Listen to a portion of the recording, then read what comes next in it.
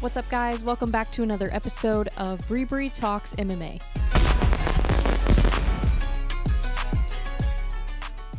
We've got a lot to talk about today. Basically, what I want to do is, obviously, there's some pressing news. There's some hot topics we got to talk about, but also, I kind of want to do like a little recap of the year and just kind of reflect, because it's been a huge year for the sport. It's been a huge year for MMA, huge year for combat sports. So I just feel like there's so much to recap and talk about and reflect on. And Happy New Year's, by the way, to everybody watching and listening. I hope everybody has a great 2024. I'm really excited about this year, not only for, myself and for my goals, but also just for the sport, because I think it's only going to continue to evolve more. And I love that there's so many more options now for fighters. And I love that, everything that's going on. It's really exciting. It's a really cool time to be involved in combat sports. But first things first, I want to talk about a few things that have been announced lately. Obviously, UFC 300 is kind of starting to come along, the lineup for that. And Conor McGregor announced he's going to return. So let's talk about that first. Let's talk about Conor McGregor returning to the UFC. Supposed to fight Michael Chandler, International Fight Week in June.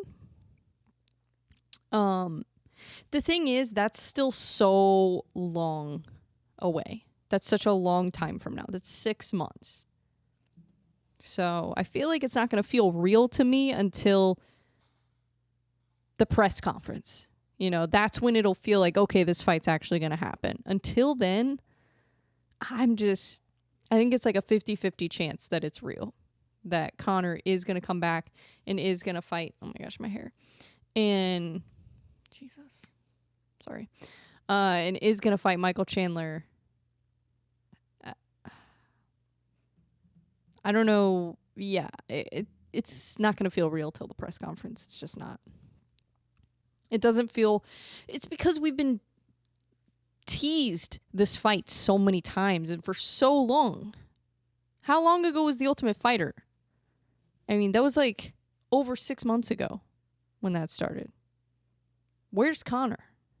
And he said, and I want to know, what is the delay? What is causing the delay for Conor's return? Because Conor's saying it's the UFC, or he's saying he can't get a fight, but Michael Chandler's been sitting around waiting for this fight. I haven't heard anything from Dana. Dana has been saying like, oh, the fight's going to happen. So who is in the way? Who has been in the way of Conor coming back? I would really like to know the truth. I want to know, what is the reason why Conor has not come back yet?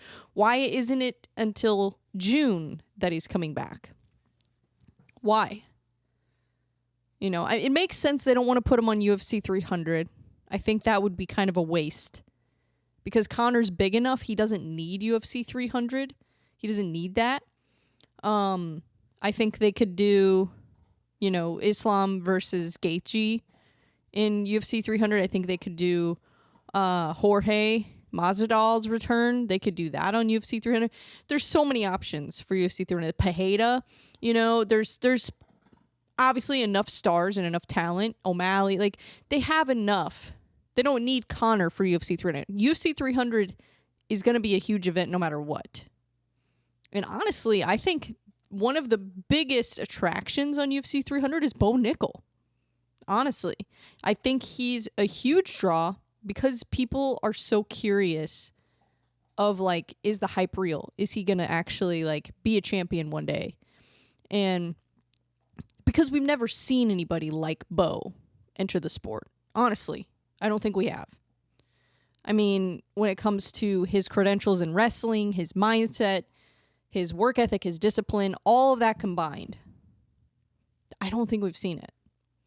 So I think Bo Nickel right now, to me, is the fight I'm most excited for in UFC 300 so far.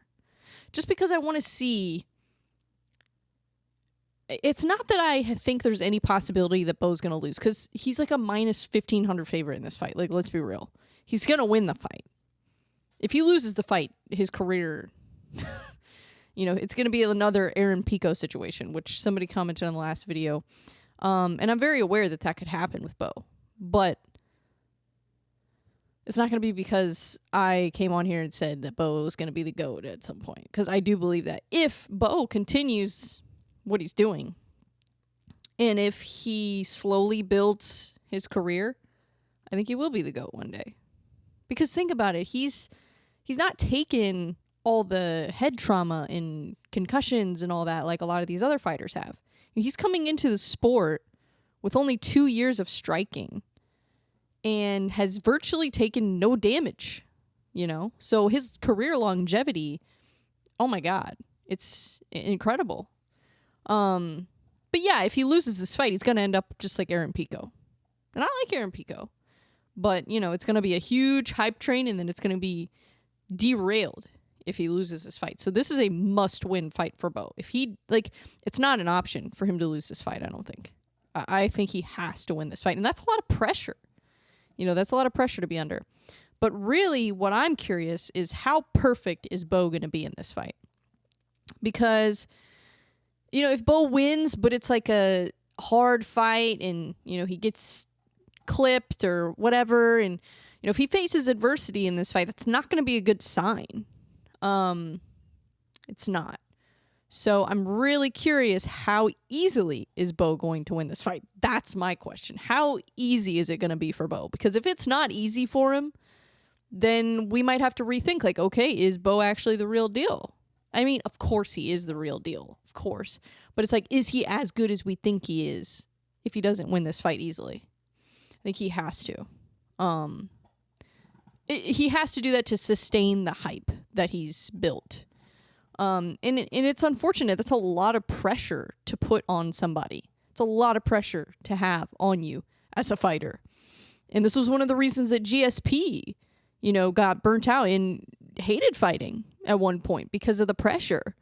Because when you are that good, people expect you to be that good every single time. And so that's what I'm curious. I'm curious if Bo is going to show any holes in his game at all. I'm really curious. That's what I want to see. I'm not curious if he's going to win. I think he's going to win. How is he going to win is my question. Is he going to win on striking? Is he going to win by wrestling? Is he going to flatline the guy in 10 seconds? Is it going to be a decision? I don't know. These are all things that I am excited to see with Bo. Because I think Cody Brundage is definitely the hardest opponent he's ever had. You know, and I don't think there's anything wrong with him building up in his opponents. Like, you don't go from fighting a guy making his UFC debut to fighting Alex Pereira, you know, or fighting Izzy, or fighting Sean Strickland. Like, you don't do that. Why would we expect Bo to do that? Do I think he could fight somebody like, I don't know, Brendan Allen, or he could fight somebody like Andre Petrosky, or, you know, somebody like that? Somebody who has experience, isn't quite, you know, well, I guess Brendan Allen now is a top contender, now that I think about it, because that win over Paul Craig. Paul Craig, for example, I think Bo could fight Paul Craig right now. Right now, could fight Paul Craig. I think he could fight, trying to think of some more examples.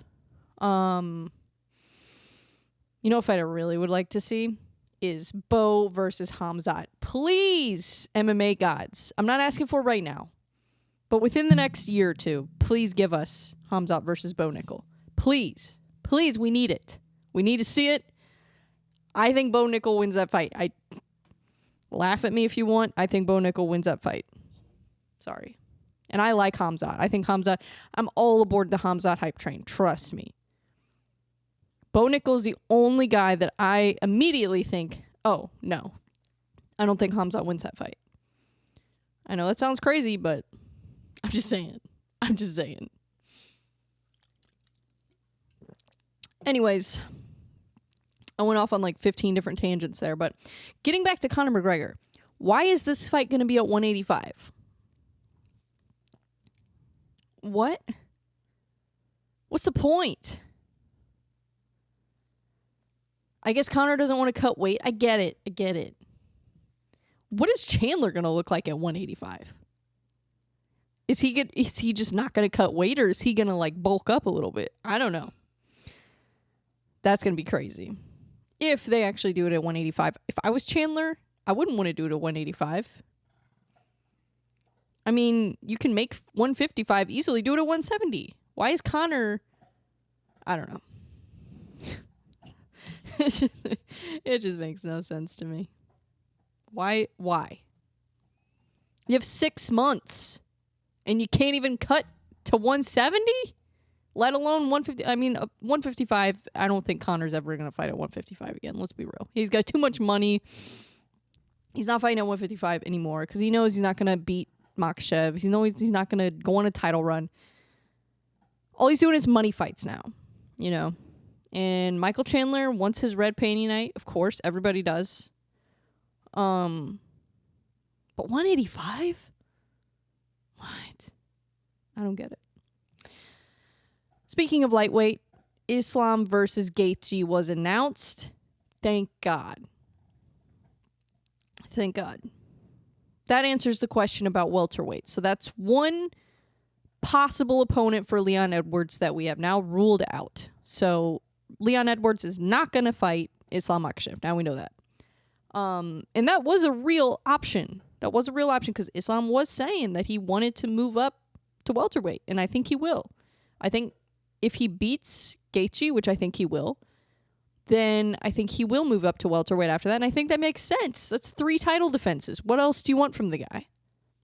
I have no problem with it. If he beats Gaethje, who cares? You know, like, just let him do what he wants. It's his career. I don't know. Everybody gets so mad about the double champ thing. And it's like, if he has the option to do it, why wouldn't he? For his leg, that's such a huge addition to your legacy to win a second belt, especially in 2 of the most difficult divisions in the game. Welterweight and lightweight. And welterweight isn't the same as it used to be. It's not the same when Matt Hughes was, you know, in his era, and it's not the same when GSP was murdering people, and, you know, like, it's not the same as it was back in the day. You know, back in the day, welterweight, and I don't care what anybody says. I know the sport has evolved. I get it. But I think GSP and Matt Hughes run through most of the current welterweight division in their prime. Honest to God. GSP was a different breed. GSP was ahead of his time, honestly, in MMA. He was ahead of his time. And there were multiple fighters in that division that were ahead of their time. Back in that era, you know. And even though I wasn't really, I guess, in that era, you know, like, my dad, that was my dad's era, like, that he liked to watch. Because he watched from the beginning, you know. But I've studied a lot of the old stuff, and I've watched a lot of GSP's fights. I've watched a lot of Matt Hughes fights. I've watched a lot of the old stuff. And what I see there is, yeah, GSP is the best welterweight of all time, and you cannot argue that. Kamaru Usman. Love Kamaru Usman. I'm a huge fan. I have been a huge fan since the first time I saw him fight. I still think GSP was better. I just do. I don't know. Guys. I feel like I just went on an angry rant there for a second. But it's true. It's true. Gosh, I need to start trying to stay more on topic. I feel like I get off topic really easily. But who cares? Whatever. That's how I am. I have ADHD. If you don't like it, go watch Ariel Helwani. I don't know. I get off topic. It's whatever. I'm drinking this Ghost, by the way. In case you're wondering what I'm drinking. This isn't an ad. I'm just showing you what I'm drinking. It's Bubblicious.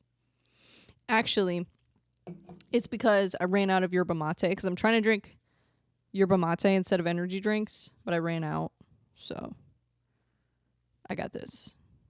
Because they don't have yerba mate at the gas station, which is kind of whack, to be honest, but whatever. Anyways. All right. I want to reflect on some things from 2023. So I've seen all these MMA awards, and I got to be honest with you. I disagree with most of them. I disagree with most of the MMA awards. The only one that I agree with every single time, and I think we all agree, there's one MMA award I think we all agree on. Eric Nixick is Coach of the Year. I think we can all agree on that. Okay. Am I right? But everything else is up for debate. It's up for debate because, guys, I don't know. I'll give you some of my takes. And you guys let me know in the comments what you think. If you think I'm delusional, let me know. I don't really care. Because this is just my opinion. It's not fact. You know, it really doesn't matter what any of these MMA outlets or what any of these people think of who's the best fighter of the year, who's this. It doesn't matter. So if you disagree, let me know because I like to debate. I like to hear other people's opinions. If I sat here and said the same thing that everybody else said, and I said the same thing that you guys were all thinking, what would be the point of you watching this? You know? You need different perspective. You need to hear a different opinion to challenge the way you think, whether you're right or not. You know? So, I don't know. I'm in a weird mood today, guys. I'm feeling feisty. But anyways, yeah, leave it in the comments if you disagree or if you agree. That's cool too. You know, I don't really care. Let's have good conversations about MMA. Not everything, you know, just because you disagree with me doesn't mean you're wrong. Doesn't mean I'm wrong. We just have different opinions. So let me know what you think. I would love to, you know, talk with you guys about what you think, what your opinions are on these. So, fight of the year. I have seen nobody pick this fight as fight of the year. And in my opinion, this was fight of the year. And I don't care what anybody says. I'm sorry, but I feel like a lot of people are going to disagree with me on this. But that's okay. My fight of the year was Josh Emmett versus Ilia Topuria. That was my fight of the year. Irene Aldana versus Carol Hossa, amazing fight. But I think there's a little recency bias there. There's a little recency bias. I think that is in the top 3 best fights of the year. But the best fight of the year, I don't think you can argue. Well, you can. You can argue with me. It's fine. But in my opinion, the best fight of the year was Josh Emmett versus Ilia Topuria. Guys, Josh Emmett, I feel like he doesn't get appreciated enough. You know, yeah, he lost a fight. He got his ass beat. Let's be honest. Topuria destroyed him, you know. But he did not quit. He didn't quit. And you got to respect that. Josh Emmett is a warrior. And not only that, but he hits really hard. And it shows that Topuria, I think, is better than we think. I think Topuria might be able to steal that belt from Volkanovski. I honestly do. And I love Volkanovski. And I was hoping that Volkanovski was going to beat Makhachev. He didn't. I have a feeling that his time's up, you know, is at least for now. At least for now. You know, I think there's a chance he could, depending on the landscape, depending on how the lightweight division goes, depending how featherweight goes, depending on how all of this works out over the next couple of years, I think there's a chance that Volkanovski could come back and get the belt back if he loses to Topuria. So I don't think his time's necessarily done, but I think this title reign is done for right now. Just for right now. And this is just what happens to fighters, you know. I think if he were taking a little bit more time in between the Makhachev fight and the Topuria fight, I think if he had a little bit more time in between, I would have a different opinion on this. But I don't think it's enough time. I don't think it's enough time for him to fully recover from that and then go in there and, you know, the difference between the way that his last fight with Makhachev went and the first fight, a lot of people thought he won. I didn't think he won the fight. I thought it was very close. I thought Makhachev edged it. I was impressed with Volkanovski, though, because I didn't think he was going to even go all 5 rounds, to be honest. I thought Makhachev was going to submit him or knock him out. I didn't think that Volkanovski was going to survive. So he did better than I expected. And I think that's why he came out of that fight with a lot of confidence. He's not going to come out of this fight with the same kind of confidence that he had in the first fight. Because the first fight, even he probably thought, man, this is a tough fight. I don't know if I'm going to beat Makhachev. He's the most dangerous guy literally in the UFC right now, pound for pound. So I don't know if I'm going to beat him, whatever. And then he does what we thought was impossible.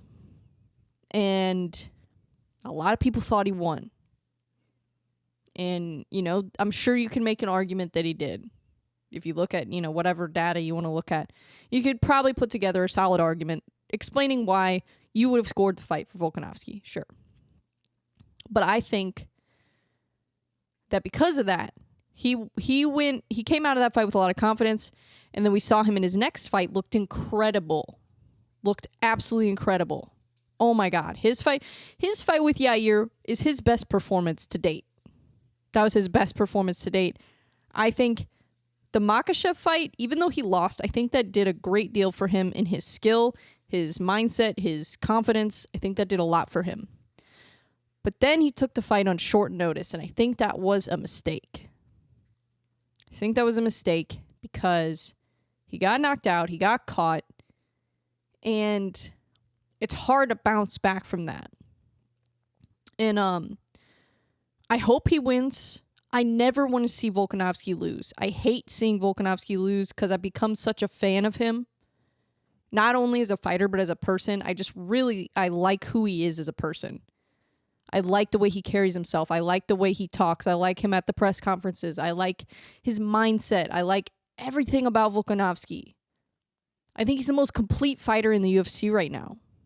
Honestly. But I think Topuria is going to...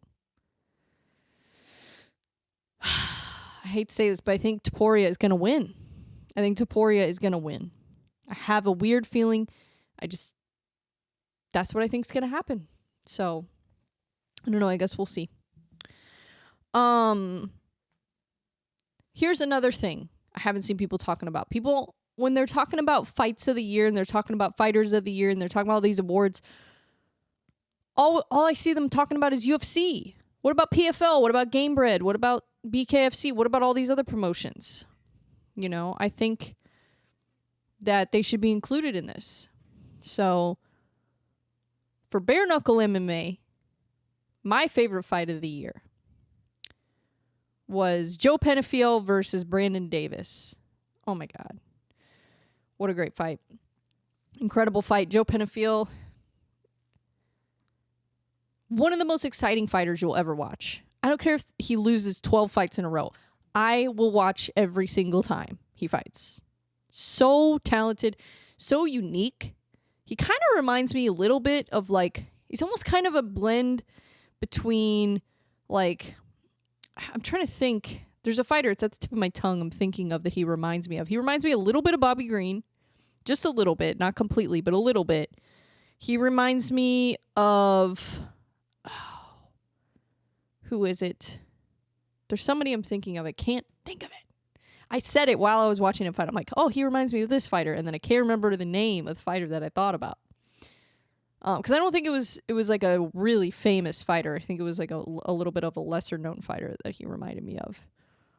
I do see a little bit of elements of Dominic Cruz in him as well. I see a little bit of Tony Ferguson. I see... Honestly, though, he's Joe Penafiel. He's his own fighter. I could compare him to 100 different fighters, but there's really no other Joe Penafiel. He's very unique. And he's very fun to watch. And Brandon Davis is extremely talented as well. And that's why that was such a good fight, because it was 2 different styles and they just blended together so perfectly. And it made for a really fun, exciting fight. And it being bare knuckle just made it even better. Made it even better. And I love bare knuckle MMA. Honestly, I think bare knuckle MMA is the biggest threat to the UFC. I think it's a bigger threat than PFL, honestly. I know that sounds like a hot take. Maybe it is, but I think it's more exciting to watch. I think it's more fun. I think it's more interesting. The only problem with Gamebred and the only problem with bare knuckle MMA is they don't have the structure that the UFC has, you know. They don't have rankings. They don't have champions. They don't have, you know, they need that. They need a roster. That's what they need. And it's only been 6 events, so it's going to evolve. I think give it 15, 20 years, could be bigger than the UFC. Who knows? The sport is crazy, you know. But I think Gamebred, yeah, I think that's where MMA is going, I think. Bare knuckle. We'll see. We shall see. And remember, when MMA started, people thought it was crazy. So people who think bare knuckle MMA is crazy, good. We're talking about it. People are talking about it. People are interested. So, because I think it's the most pure form of MMA. And not only is it, I guess, better because there's no gloves for the striking. Like, you know, you're not taking as much head trauma usually as you are in traditional boxing, whatever. But the grappling, too, with no gloves, grappling, there's more that you can do, you know. It changes the game a little bit with, like, submissions and wrestling and, you know, it really does change the game. So, yeah. But anyways, I just went on a little tangent there. But looking at this year, I think I was most impressed with Gamebred out of all the promotions. I mean, besides the UFC, obviously. But I think they had a great year. I really do.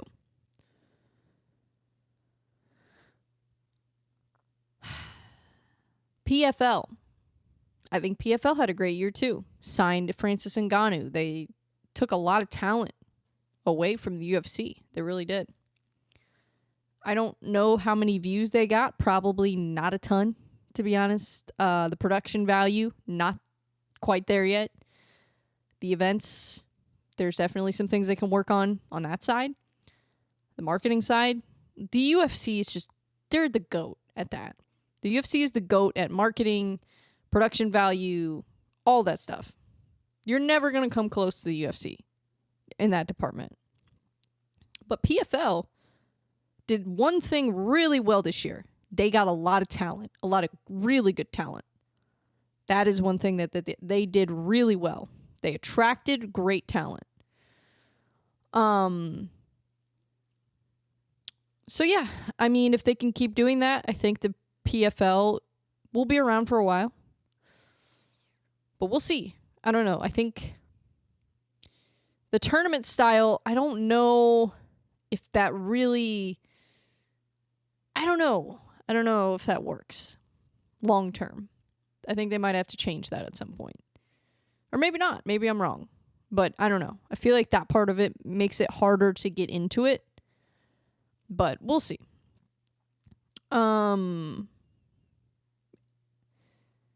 My fight of the year for PFL. Fight of the year, not fighter of the year. Fight of the year in PFL. Clay Collard versus Shane Burgos was the best fight of the year in PFL. That's one of the best fights I've ever seen. It was incredible.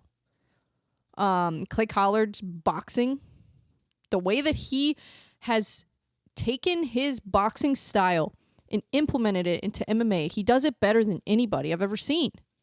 Seriously, Clay Collard has figured out how to take boxing and implement it into MMA in the most beautiful way possible, honestly. And Shane Burgos obviously is an absolute dog. I've always been a Shane Burgos fan. Always love watching him fight. So I knew that was going to be a good fight, but wow. That was an insanely good fight. Insanely good. Yeah. I think Clay Collard is the most entertaining fighter in PFL right now, honestly. Him and Sabadu C, I think they're two of the most entertaining fighters in PFL. But yeah, that was a fun fight. Love Clay Collard. Love watching him fight. I really, other than Sean Strickland and I don't know, maybe a few others, can't really think of at the top of my head, but I haven't seen anybody else really do what he's done in MMA with that type of style of fighting. You know, I love it. I freaking love it. PFL Fighter of the... Oh, I didn't do a Fighter of the Year for Gamebred. Who would be Fighter of the Year in Gamebred? I can't even... I don't know. Maybe Roy Nelson? I mean, I know he didn't win the fight, but he kind of won the fight. I mean, the dude is like 45 years old. And... I don't know. I thought he won the fight. I thought he beat Alan Belcher. So if the scorecards would have been, you know, given to him, I would say that's Fighter of the Year in Gamebred MMA. Fighter of the Year in PFL. Hands down Fighter of the Year in PFL is Impa Kasanganay. Oh my God. What a year he's had. What a year. Now let's kind of do a little recap for Impa Kasanganay, because I don't think people quite understand what this man has done. It's incredible. It is inspiring. It's incredible. And I know people are going to be like, oh, Francis Ngannou's fight. Francis hasn't done a fight in PFL, so he's not an option. He has not done a single fight in PFL. Impa Kasanganay went from being on a 2-fight losing streak to going to XMMA, you know, getting a win, fighting at middleweight, moving up, you know, up a weight class because he had some issues with the weight at 170, and won that fight. Then went to PFL, fought on the Challenger Series. This was in March of 2023. Fought on the Challenger Series, won that fight, went on a 5-fight winning streak between March and November. 5 wins in PFL, fighting tough competition, you know. And just because you don't know these names doesn't mean that they're not tough competition. Some fighters just don't get famous. You could be a 6th degree black belt. I know people that are 3rd degree black belts, 4th degree black belts in jiu-jitsu, MMA fighters that are incredibly talented that nobody knows who they are. Nobody does. You know, not everybody gets famous.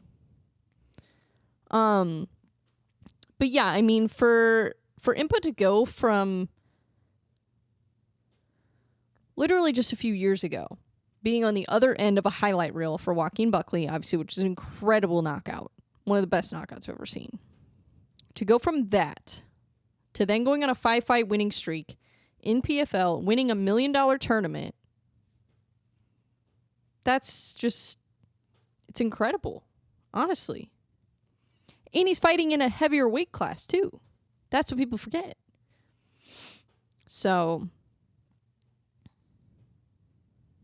yeah. I love it. I honestly love it. I love to see it.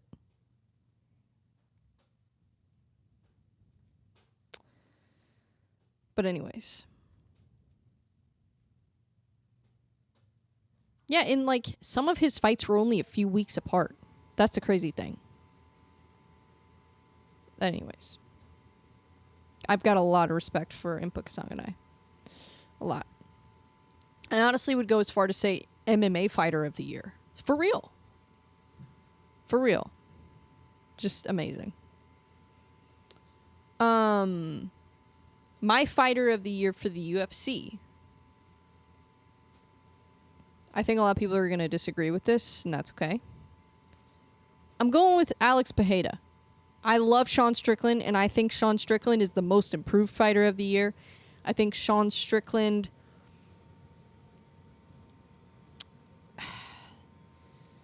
I don't know if I would say that's performance of the year, It could be against Adesanya, but I think that was the biggest upset of the year for me.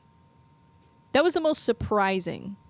You know, I didn't see that coming. I didn't see Sean Strickland as champion coming. Didn't see that coming at all. But Alex Pereira, oh my God. I don't think people quite understand how good Alex Pereira actually is. And I know he lost to Izzy in the second fight, and I expected that. I expected Izzy to beat him in the second fight. Didn't surprise me at all, because Izzy kind of won the first fight until he got finished, you know. So, and styles make fights. Styles make fights. They're both kickboxers, so it's going to play out differently than Izzy fighting Bo Nickel or Izzy fighting Sean Strickland or Izzy fighting Dreykus or Robert Whittaker. Like, it's going to play out differently, you know, with two kickboxers.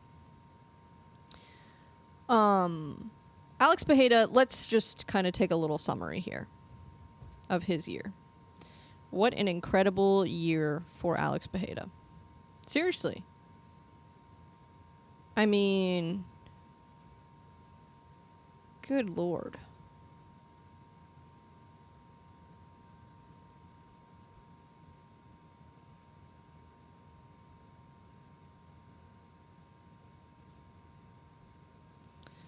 So let's take a look here.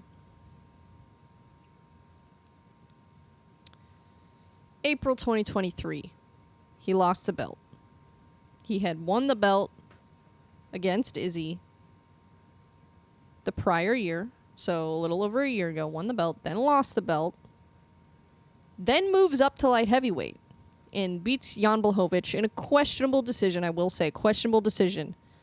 But then, when he beat Yuri Prohaska, I'll be honest, I thought Yuri was going to win that fight. I was slightly leaning toward Yuri. I was.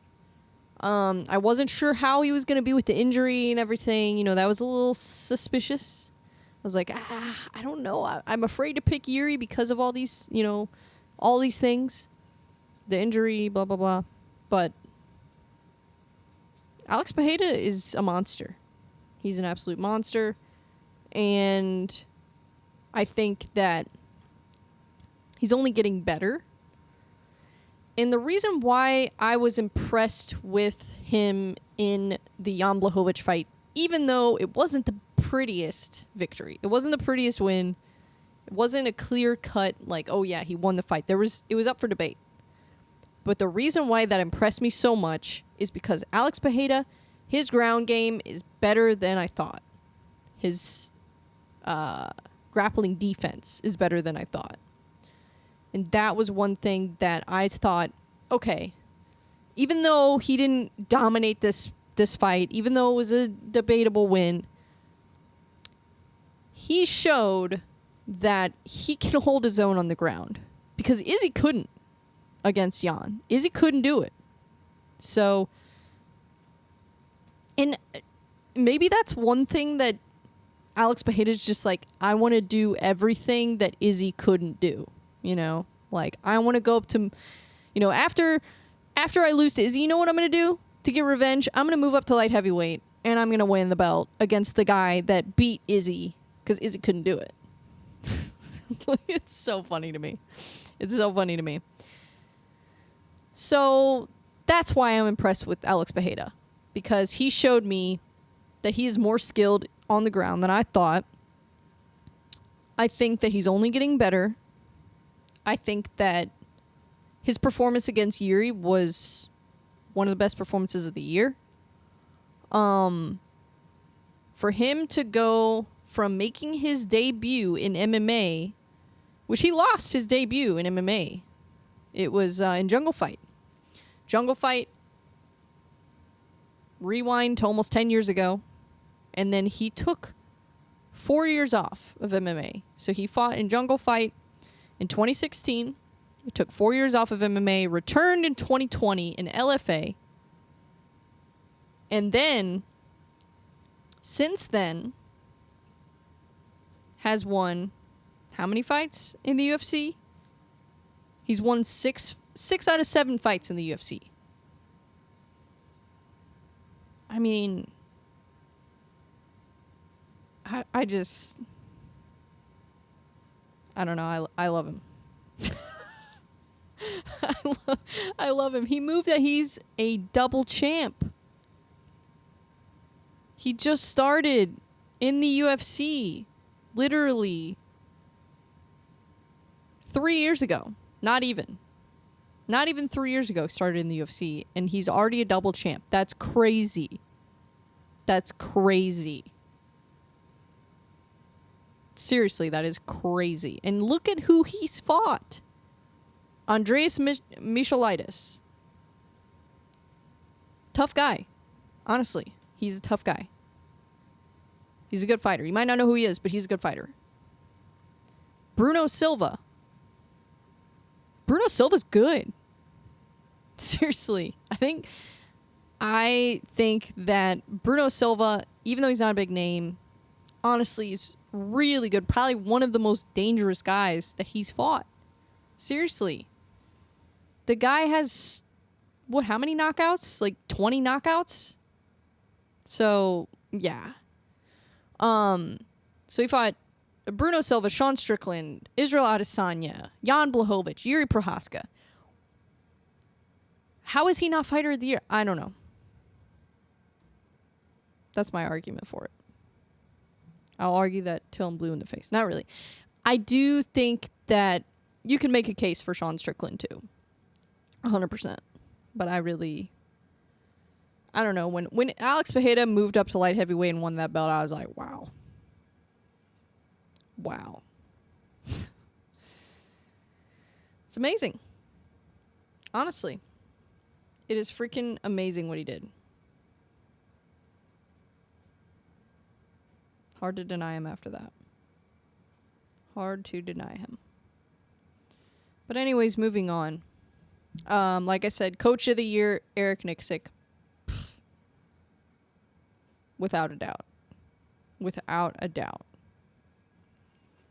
I would even go as far to say that Extreme Couture is the gym of the year. Extreme Couture has produced how many champions this year? I mean, Francis Ngannou, well, that was last year, I guess.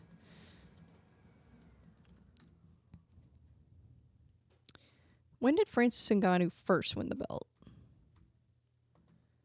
That was like, what, a year or two ago?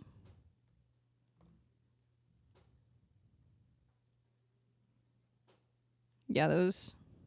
Oh, shoot, that was 3 years ago almost.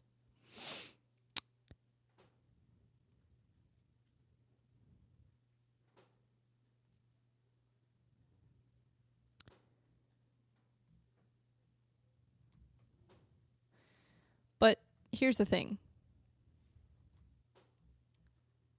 Here's the thing, you guys. It's not even just Francis at Extreme Couture. It's Sean Strickland, Manel Kopp. Like, there's so many fighters coming out of that gym that are just monsters. Absolute monsters.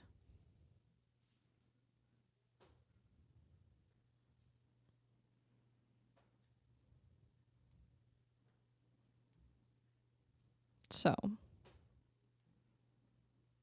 yeah, I think... And then Bellator, Ryan Bader. You know, forget about that. Francis Ngannou went and beat Tyson Fury.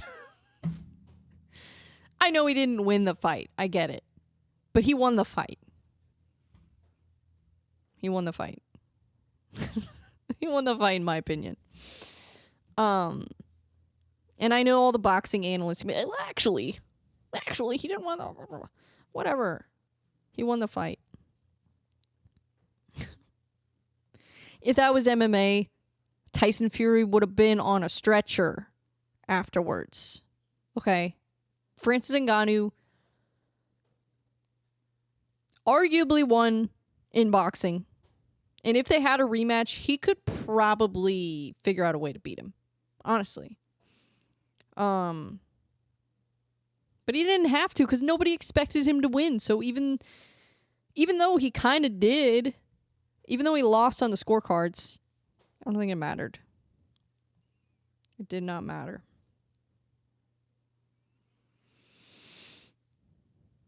So, yeah, another thing I want to talk about.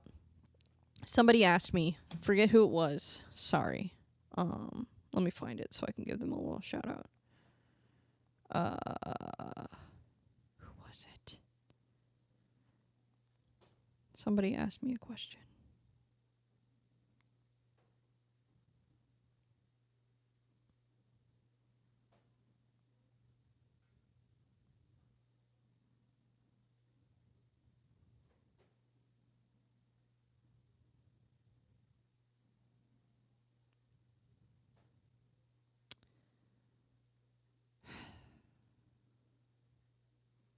I don't remember who it was.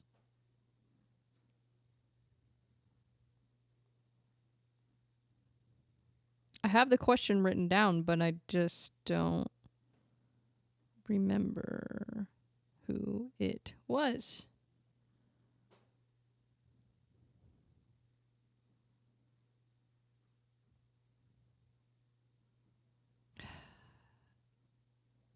This is going to bother me. I should have taken a screenshot. Oh my goodness. Whatever. Somebody asked me about Aljamain Sterling. So Aljamain Sterling had some comments about, well, he wasn't impressed with the pay-per-view numbers, I guess, on O'Malley. And he's like, oh, I thought O'Malley was such a draw, but the pay-per-view numbers weren't that good. So somebody wants to hear my opinion on that, so I'll give you my opinion on that. It takes two to tango. It takes two people to sell a fight. You can't sell a fight by yourself. So why is Aljamain disappointed in the pay-per-view numbers for a fight that he could have sold himself to? Why is he relying on Sean O'Malley to sell a fight? That's what I don't understand. And I like Aljamain. I do. I actually think he, as much as people say he's boring, I think he is exciting to watch. I think he had a really fun fight with Petr Yan both times. I think he had a fun fight with O'Malley. I mean, obviously he got destroyed pretty quickly, but I think he's fun to watch. I do, because I like grappling, I like striking, I like it all. But you didn't sell the fight either, bud. So I don't get why he's like disappointed, I guess. You know. Because this is like what Mike Perry was saying. He's like, I want to fight somebody who has a following because I don't want to sell the fight by myself. Because it's true, you can't sell a fight by yourself. If the other person doesn't sell the fight, what are you supposed to do? You know, you can sit there and talk trash and post content on social media all you want. But if everybody thinks you're going to lose the fight and nobody's like, I don't know. I also think that MMA media didn't help the situation because all MMA media slept on O'Malley. Everybody thought Aljamain was going to win. And he didn't.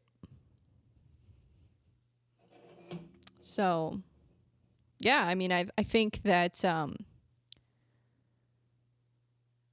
yeah, you can't expect your opponent to do all the promoting for you. And then complain about the pay-per-view numbers back. Oh, I thought you were a draw. It's like, well, you're in the fight too. I don't know. I think that Aljamain is just looking for reasons to discredit O'Malley. And he's looking for reasons to criticize him. You know, looking at the pay-per-view numbers, oh, they weren't as good as we expected. Well, maybe it's because you're not as big of a draw as O'Malley is. You know, when O'Malley fights Cheeto, that's going to be a draw. That's going to be a huge draw because Cheeto is a draw. Aljamain, as much as I love watching him fight, and I do think he's an entertaining fighter, isn't a draw. You know, he's just not. And I hate to say that, but it's true. It's true. Aljamain Sterling isn't as big of a draw as O'Malley. He's not as big of a draw as Cheeto. He's not as big of a draw as Dominic Cruz. He's not even as big of a draw as Petr Yan. So, I don't know. And I don't know how to fix it. I don't know what he can do. It's not even really his fault. He's just not. It's just, that's just the way it is. And like I said, I love Aljamain. I think he's one of the most talented fighters we've seen in that division. Honestly. And I think I heard he's moving up to featherweight. I don't know. I can't remember if there was an actual fight announced or not. But I'm going to look it up right now.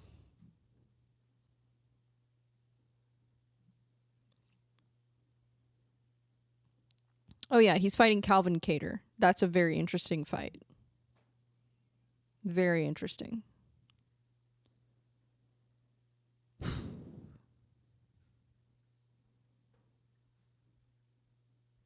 I think that if Calvin Kattar can defend the grappling, I think Aljamain might be in trouble in that fight. Calvin Kattar, I mean, I know he's, he got destroyed by Max Holloway and all that, but I think he's better than people think. Especially striking. Striking, Calvin Kattar wins that fight all day long. All day long. Another fight that was announced, I think, was Rose Namajunas. She's fighting Cynthia Calvillo. Or not Cynthia Calvillo. No, what's her name? Oh my god, I can't think of her name. Carla Esparza. I don't know why I always get her mixed up with Cynthia Calvillo. It's just because their names start with a C, I guess. Rose Namajunas is fighting Carla Esparza, supposedly at UFC 300. That's interesting, and I love that Rose is on that card. I have said it from the beginning that Rose Namajunas should be on UFC 300. I think absolutely should. She's one of the biggest stars in female MMA. So I love it. I absolutely love it.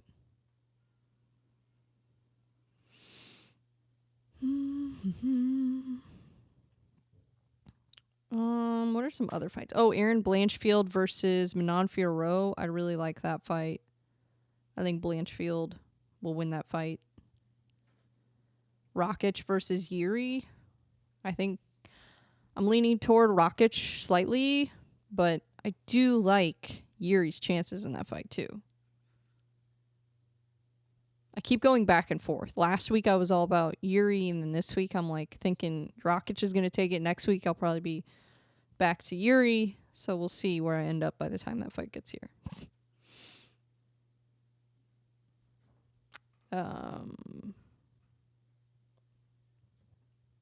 Yes, interesting stuff going on in the sport, for sure.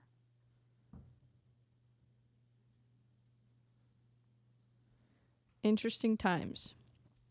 I also want to kind of take a moment to highlight some things from the local scene, because I cover UFC, I cover PFL, I cover, Gamebred, I cover all these different promotions, but I also cover local MMA because St. Louis is my home. I love St. Louis, and we've got a lot of talented fighters in St. Louis, both amateur and pro. So I think they deserve a little shine, They deserve a little attention. So I'm gonna kind of go through just some. I'm not gonna do favorites. I'm not gonna do like, oh, this was the best fight of the year. This was this, because I don't want to hurt anybody's feelings. I don't want anybody coming after me and be like, oh, I can't believe you, because the local scene is different.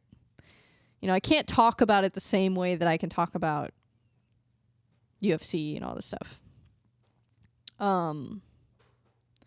As much as I, would love to be like, oh, this was the best fight of the year, this was this, I haven't seen all the local shows, I haven't seen all the local fighters, so it really wouldn't be fair for me to even do that.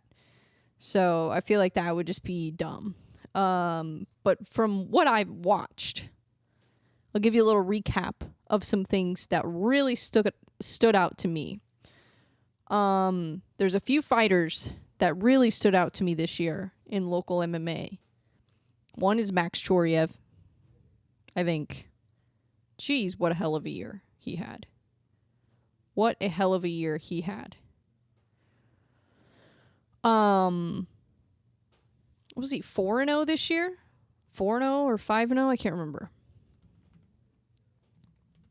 Max Choriev. 4-0. Yeah, he went pro literally March 2023 and went 4-0 for the year. All finishes. Never saw a third round. So, yeah. Very impressive. Very, very, very impressive. I'm excited to see what's next for him, honestly. Dustin Lampros, another one. He had a big win. Big win this year against a really tough guy, a really talented grappler. He won his fight. Josh Augustine. Very impressive win. And bounced back from a tough loss, you know. Moved out to Vegas, you know, was kind of lost. He didn't have a training camp. He didn't know his way around. You know, he didn't have a plan when he got there. He just went there. He took a risk. You know, it's a huge risk to move out of state and start over and, you know, and you don't know anybody. Like, it's hard. I've done it. I've moved out of state where I didn't know anybody, and it's hard. It will humble you. Because it's tough when you don't have the same support system. It makes things really difficult and it really tests you. So, to see him make that kind of return, get back in the win column, and I think there's some really big things ahead of him. I think that's really, really cool to see. And it's inspiring, honestly, you know. And then I'm trying to think of some other ones in MMA. Obviously, you know, I train at ES MMA and Fitness. And honestly, so I train at ES MMA and Fitness now. I used to train at St. Charles MMA. Both gyms had a great year. And even though I don't train at St. Charles MMA anymore, I still have a lot of respect for Mike Rogers. I still have a lot of respect for a ton of the fighters there. Still appreciate everything that I learned there. You know, it's just that the phase of my life that I'm in right now, the gym that I'm at now is just a better fit for me, you know, and what I'm looking for. The schedule, the classes, like, it's not really like I left because, you know, I don't like this person. It has nothing to do with that. ESMMA offers me, like, the best variety of classes, the best schedule that works for me personally. And the way that Eric coaches really works for me. I really like his coaching style. And I think that, you know, I see how much he's at the gym. And even, you know, he said I haven't been at the gym as much lately. And, you know, he's dealing with some stuff, you know, with sickness in his family. But even considering that, I still see how much he's at the gym. And he's present, you know, when he's at the gym. He's present. And he cares. He gives a crap about the fighters. And that speaks volumes to me. And they're winning. They're winning a lot. You know, NFA, they went 3-0 that night. Corey Beck went to, was it Milwaukee? Fought on Anthony Pettis' show and won. We had a few losses this year, but whatever. You know, that happens, you know. But if you look at it overall, stand-up fight series, you know, you look at the first event over the summer. The stand-up fight series show that happened, I think it was like June, July or some shit. I don't remember. You look at that. Look at how many wins they got there. So it's not even just MMA, kickboxing, MMA, boxing. Like, I just notice these things. I notice these things, and I have been kind of observing of like, okay, because there's a possibility that I might want to compete. You know, I got to see how things go, and I got to make sure I can stay in a consistent training routine. And so far it's worked out. You know, I've been training a couple days a week. And then, doing my own like shadow boxing and stuff at home, whatever. But I don't even really count that, to be honest. But training a couple days a week just to make sure I can be consistent. And then, then I'm going to start ramping it up. And then if I ramp it up and things go well and I'm improving and, I start doing kickboxing, there's a chance that I might have the desire to compete. Not on a professional level, just an amateur level. So that's why when I decided that I wanted to get back into training, that's why I really was kind of took my time. And that was the gym that stuck out to me. That was the gym that just felt like it was like my vibe. It's a small gym. I love that. I love small gyms. And the people there. I love the people at the gym. I really do. Eric's such a good coach. Such a good coach. Oh my God. Yeah, and it's a different coaching style, I think his coaching style is very, very calm and relaxed, almost. He's not screaming at you, and sometimes I need that. I need somebody to be like, Bree, what are you doing? Sometimes I need people to be tough on me. But he does it in a way that's very, like, it's easy to respect Eric. It's really easy to respect him because of the way that he carries himself and because of the way that he teaches. It's very easy to respect him. And he doesn't make it about him. He doesn't make it about him at all, So I have a lot of respect for him as a coach. And I have a lot of respect for anybody that I've trained with, honestly. I've trained with Mike Rogers. Amazing. He taught me things from the beginning when I didn't know anything. All I had done was title boxing and I love kickboxing and all those cardio kickboxing things. He taught me how to fight. Mike Rogers taught me how to fight. and Josh Augustine. Josh Augustine was the first person I ever trained with at St. Charles MMA. He taught me elbows in. He taught me how to duck. He taught me basics. He taught me how to jab. He taught me how to throw a 1-2. He taught me how to throw a hook. Josh Augustine taught me the basics of boxing. The basics. In one mitt session. We were there for a couple hours. Taught me everything I needed to know in a couple hours. He taught me enough to be dangerous, basically. And then when I started sparring, then Mike came in and kind of taught me some things. Because that's where I think Mike is really, really good, is when you're live, when you're sparring. I think that's where Mike's really good at teaching. Like the practical application of what we're learning in class. So, and then Quentin Loper. Quentin Loper is freaking awesome. Seriously. And I didn't like it at first because Quentin, look, if you're a weak person, if you're easily offended, I don't think Quentin is the right coach for you.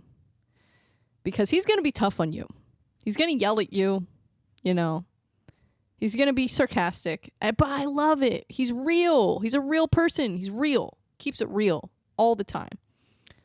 So I loved training with Quentin. And I miss training with him. For real, I do. And if he had more classes that I could go to, I think it would have worked. Because when it came to boxing at St. Charles MMA, I really only wanted to train with Quentin. And then the sparring on Saturdays with Ryan Counterman. Ryan, still to this day, best person I've ever sparred with. So good. He's the best Philly shell. Like, seriously, so good. So good. Taught me a lot. He taught me a lot too. And the reason I'm reflecting on this is because, when you change gyms, sometimes people assume, oh, you don't like us anymore. Oh, you don't like... I love everybody that I trained with there. For real. I do. Still have a ton of respect for everybody there. And the reason why, I still go to a lot of local shows and I still support is because a lot of the fighters at St. Charles MMA, I think there are some that have a lot of really, really big potential, you know, and there's a lot of fighters at ESMMA that have potential too. There's a lot of fighters at Finney's, the church, all these gyms. There are so many good fighters in the St. Louis scene. It's crazy. I don't think people understand how many good fighters we have, you know, locally. But yeah, I appreciate everything I learned at St. Charles MMA, and I will always give credit where credit is due, because they taught me the basics. They taught me how to fight. They taught me how to spar. They taught me how to throw a jab. They taught me how to throw a 1-2. They taught me, look at the shoulders, you know, look at the shoulders and throw and counter. They taught me how to counter. They taught me footwork. They taught me how to block a jab, how to catch punches, how to parry, they taught me the basics. You know, and at one point I felt really confident in my skills, like where I was going. And then I opened a business, an insurance agency, by the way. I've told this story many times, but I'll tell it again. And that consumed my life. There was no more hobbies. My hobby was my business. It had to be, because otherwise it was going to fail. And, you know, eventually it kind of did, but it wasn't because of that. It was because the industry literally collapsed. But when I started, I had to put all my time into that.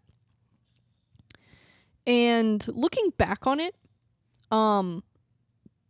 I actually think it was a mistake for me to stop training. I think I should have kept training and tried to make the time for it, because I think it would have helped me in my business.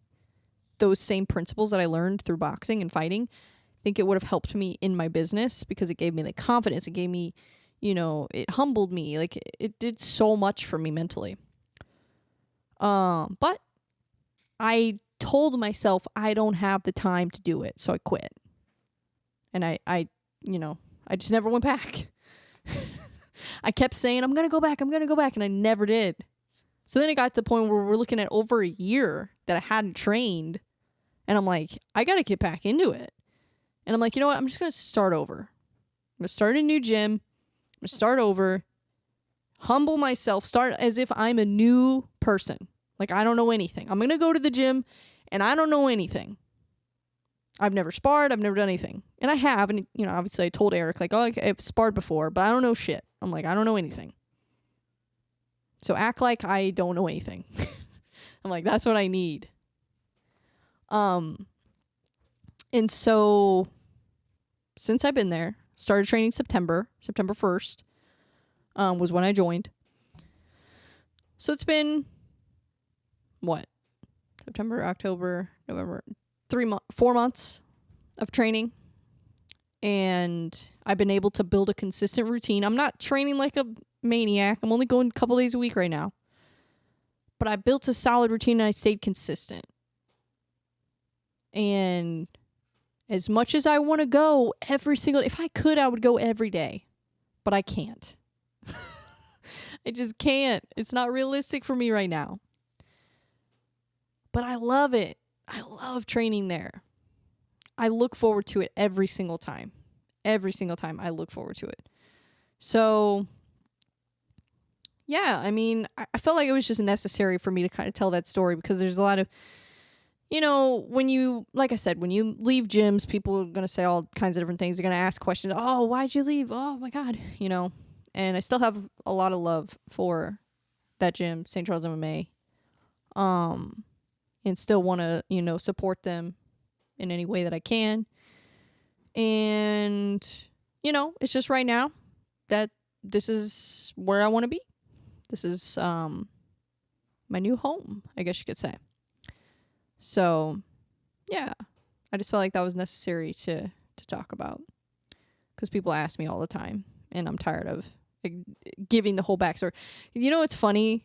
And this is like an ADHD thing. I always feel like I have to give a whole backstory, because if I just say, oh, I changed because ESMA is a better fit for me right now, people are just going to be like, okay, well, why? Well, why? You know? So there's a whole backstory for you guys. But yeah, I mean, besides the whole tangent, I think, honestly, the local scene in St. Louis has so much freaking potential. The only flaw that I see with it is the big fish, small pond syndrome. And this happens. This is a St. Louis thing. It happens in every industry in St. Louis. Music, whatever, business. It could be any business. Even in insurance. When I was in an insurance position, I experienced the big fish, small pond thing. You know, somebody, because they're the top whatever in St. Louis, they think they're freaking God. They think they're freaking amazing. And if you let that happen, and then you make it to the big show, you're gonna get humbled. You know? You just are. You're gonna get humbled. So, like, if you're the best fighter in St. Louis, cool. That's cool when you're in St. Louis, but as soon as you leave and you go to the top level, you're going to realize there's a lot of people that could be the top in St. Louis if they were in St. Louis. You know? So don't think too locally. I think that's the problem with St. Louis. Not even just MMA. St. Louis in general. People think way too local. Way too local.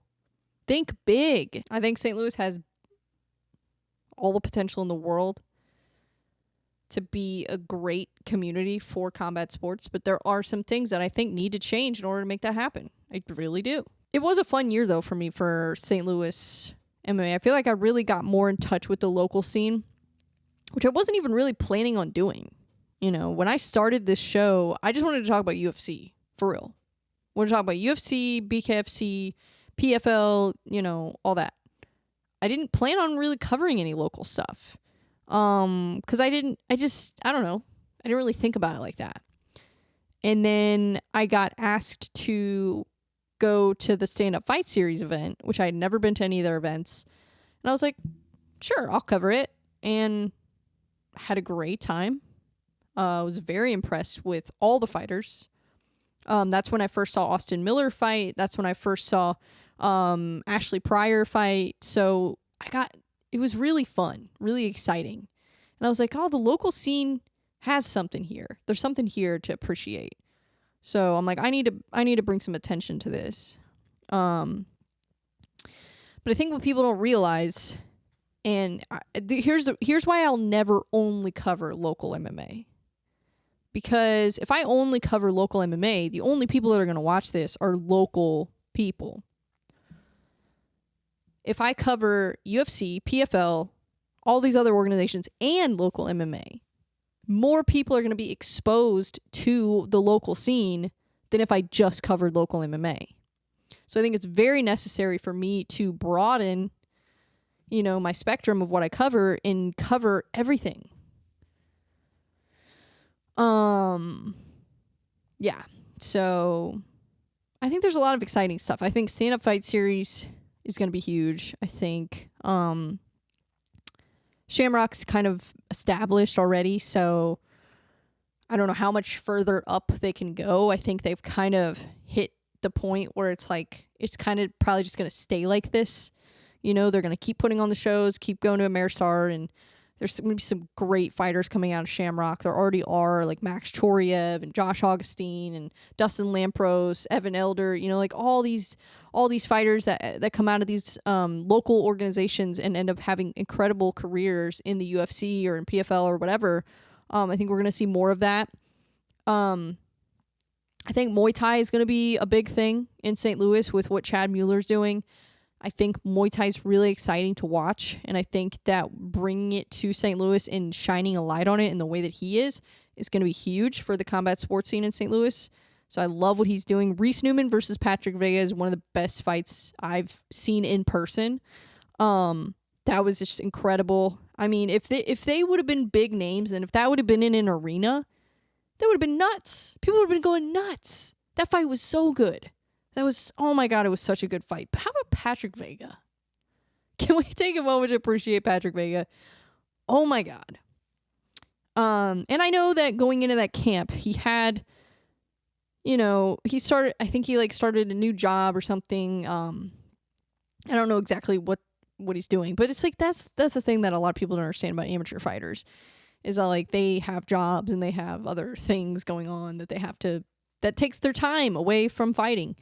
But still put on a hell of a fight. And I think if he improves just a few little things, I think he could honestly make a huge name for himself. For real. I think he could. Very impressed with him. Very impressed. And impressed with Reese Newman. And Reese Newman, it's kind of funny. Patrick Vega had a great year. Reese Newman didn't have a great year. And then they meet and they have an incredible fight. Reese Newman gets back in the win column. Patrick Vega gets his first loss, but probably he's going to learn a lot from that. So I think man, what a perfect fight. What a perfect matchup. I love it. And NFA, I haven't really talked about NFA. So Nemesis Fighting Alliance, I went to that show. Gosh, when was that? That was like not even a month ago, I don't think. Kendall Whited won. Very impressed with him. His boxing looked incredible. Yeah. I mean, it was just what I expected. To be honest, I expected Kendall to do really well in that fight, and he did. So I was just like, yep, okay. That's what I thought was going to happen. And then Logan Jones, who I'm supposed to have on the pod soon. Logan Jones has really good wrestling. Really good. Like, man, he could go really far with that style and his talent. And I think he's pretty young. I don't know how old he is, but I think he's pretty young. He seems pretty young. I don't know how many takedowns he got. Probably at least 6 or 7, maybe more. I was really impressed.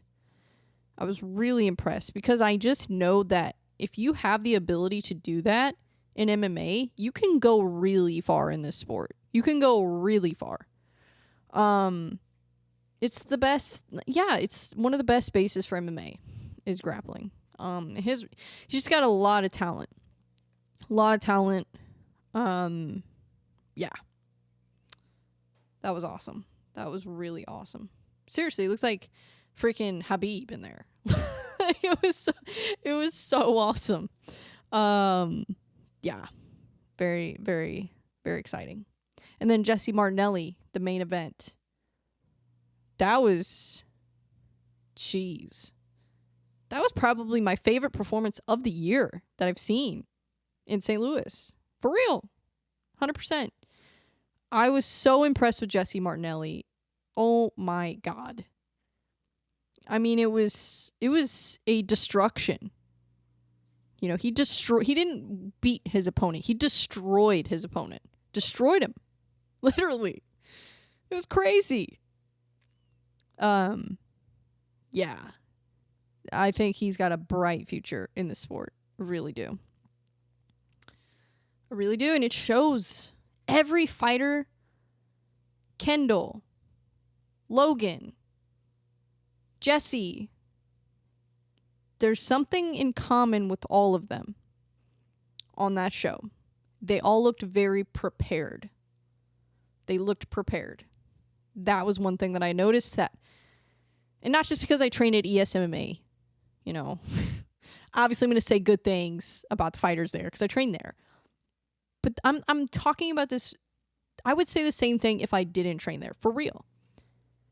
Every single fighter from our gym looked prepared. Extremely over-prepared, honestly, probably. But that's good. That's what you should do. You should be training at the level that you want to be at, not the level that you're at. That's what Keith Richardson, very wise man, and a very great MMA coach, gym owner, Keith Richardson, BKFC bantamweight champ, very wise, very intelligent mind of MMA and bare knuckle boxing too. That's one thing that he told me, is you train to the level that you want to be, not the level that you're at. And that is the difference, I think, with a lot of these fighters. I think they are training, they're taking it so seriously. And it's hard to do. It's hard to take it seriously when you're not at the level yet. And the hardest part about it is the haters, the naysayers, the doubters, the people around you who see all the work you're putting in and they don't see the payoff. So they're going to tell you, I don't think you should be training this much. You know, you need to put your time into, you need to get a real job. You need to do this. You need to do that. You hear that all the time. Because you see the level you want to be at. And you're like, well, if I want to get to that level, this is what I got to do. And it's not going to pay off right away. It's going to be a very delayed gratification. But the people around you don't see that all the time. They don't see that. They see you putting in effort and you're going to fight in an amateur fight. You're not getting paid. You're not getting paid. You have to work full time. You have to train on top of it. You're not getting enough sleep. You're exhausted. And people wonder, why are you doing this? To go fight on a local show? You're putting in this much effort for that? They don't get it. They don't get it. And that's what makes it so hard when you're at that level and you want to be at this level, but you're at this level. That's what makes it so hard to get to level. It's not you. It's not even you. It's the people around you that make it hard. Because you know what you have to do. You know. It's the same thing with any career. It's the same thing with anybody who has a dream that they're chasing. To get to that level, you have to be at that level right now. And it's hard. Because people are like, oh, you don't have to take it that seriously. It's just a local show. It's just a local fight. You're not getting paid. You don't have to take it that seriously. No, you do. You do. If you want to win, if you want to be great, you do. Doesn't matter if you're getting paid $0 or $1 million. So, yeah, it's hard for these amateur fighters. It's really hard because they have to deal with so much more BS than the pros. They have to have a job most of the time. A lot of times they got to live with their parents, or they got to, live with roommates. They got to, whatever. It's hard. And then on top of that, they got to deal with, whether it be their family, their friends, whoever, people in their life, bosses, teacher, whoever it is. They got to deal with people doubting them and putting negative thoughts in their head. And so it's hard. It's hard. People laugh at you because you have big goals, big dreams. Oh, that's crazy. Like if you're an amateur fighter and you're a local fighter and you tell people, yeah, I think I want to be in the UFC one day. I want to be UFC champion. They're going to laugh most of the time and be like, really? And I'm not saying that's right. I think it's, I don't know. Or some people, or there's the opposite of that, where people are like, oh yeah, you could definitely do it. And then you give people too big of an ego.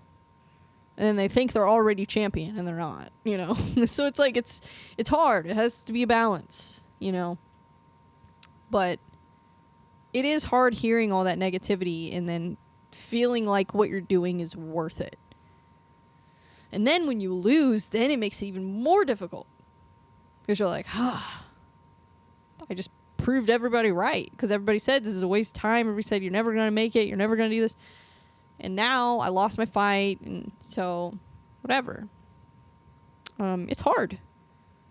Being a fighter is hard. And I've never even fought before. And I know it's hard. Because I talk to fighters all the time. It's not something that I think most people could do.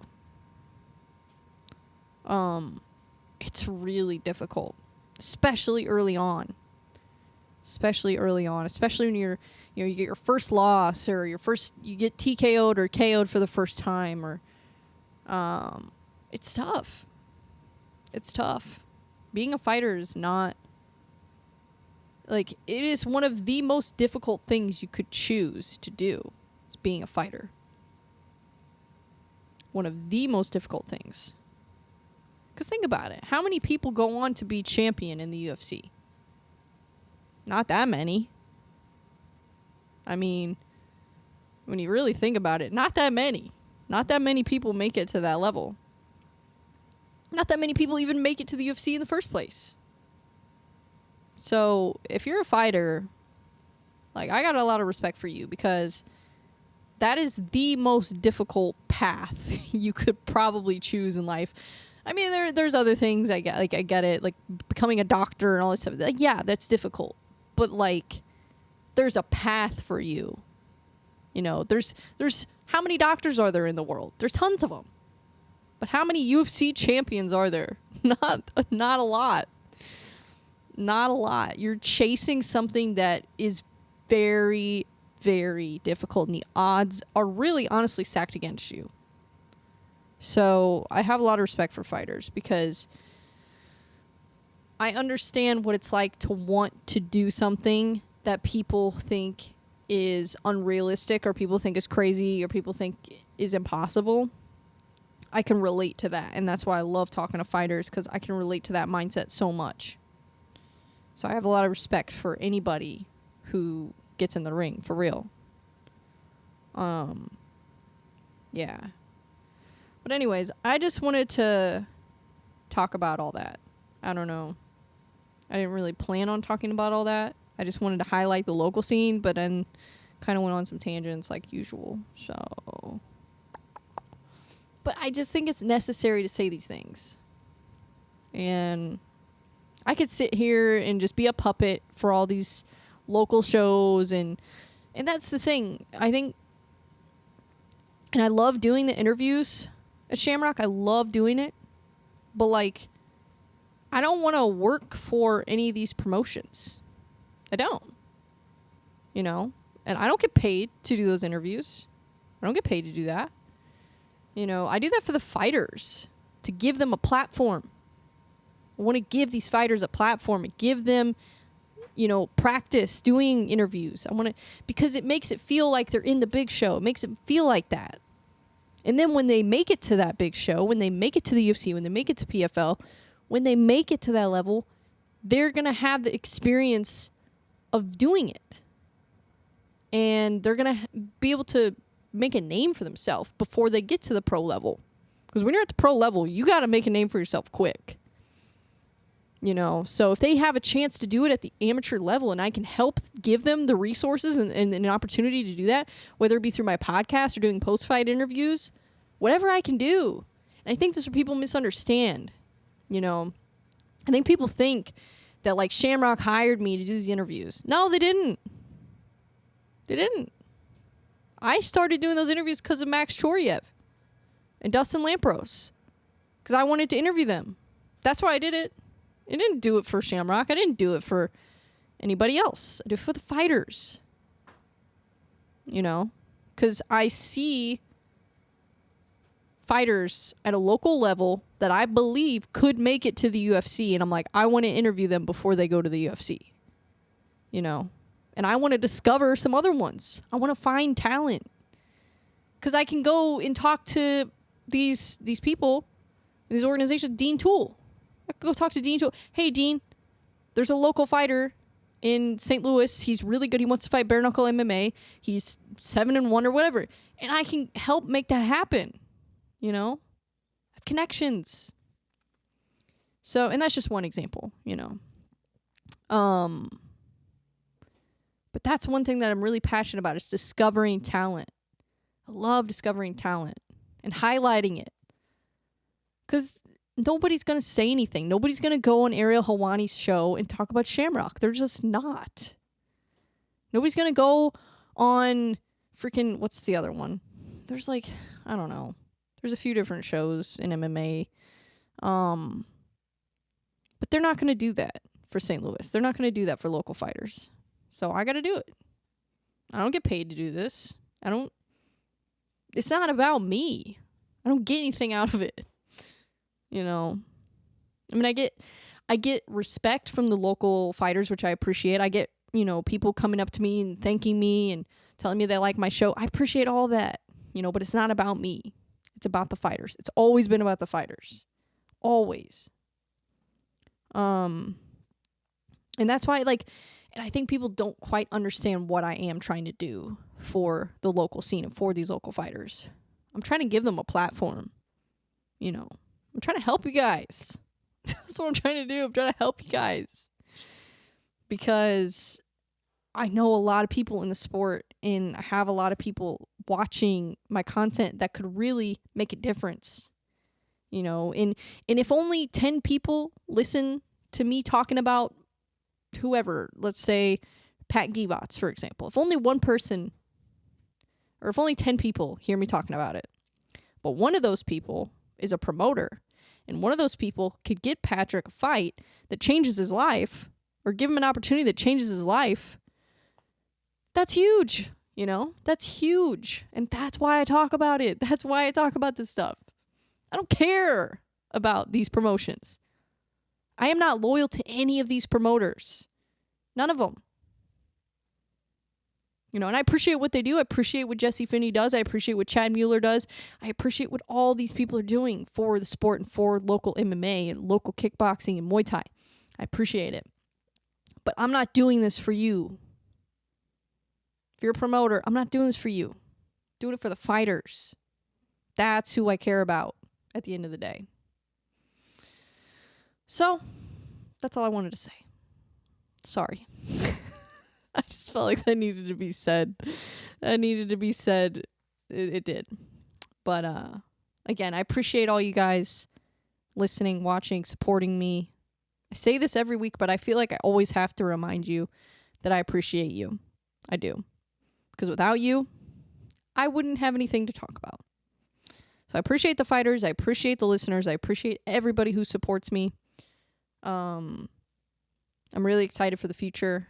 Got a lot of really cool stuff that I'm working on and that I can't wait for you guys to see. So, thank you. And I will see you guys again next week.